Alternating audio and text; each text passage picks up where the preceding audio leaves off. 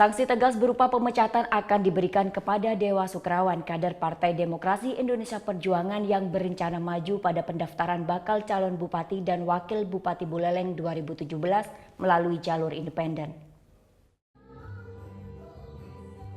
Kabupaten Buleleng adalah satu-satunya yang melaksanakan pilkada pada 2017 mendatang di Provinsi Bali. Di hari pertama pendaftaran, baru satu pasangan bakal calon dari Partai Demokrasi Indonesia Perjuangan yang mendaftar. Berhembus kabar kader PDIP lain yakni Dewa Sukrawan juga akan maju bersama Gede Dharma Wijaya, kader dari Partai Demokrat, melalui jalur independen. Rencananya pasangan ini akan mendaftar di kantor KPUD Buleleng sebagai bakal pasangan calon bupati dan wakil bupati di hari terakhir pendaftaran.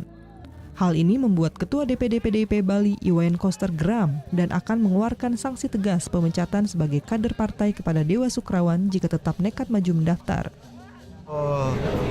Pak Dewa Sukrawan mendaftar melalui jalur perseorangan. Ketua Umum PDI Perjuangan Ibu Megawati Soekarno Putri sudah memberi arahan instruksi kepada saya sebagai ketua partai di Bali untuk melakukan proses pemberian sanksi sesuai dengan ADART partai.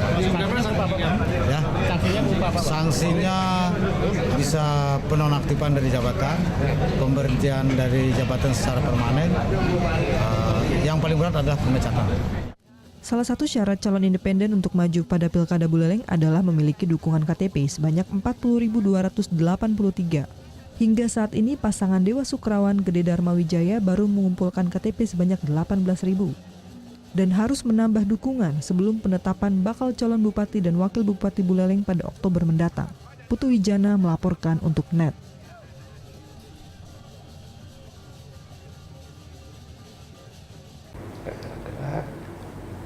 Oke, sekarang aku coba.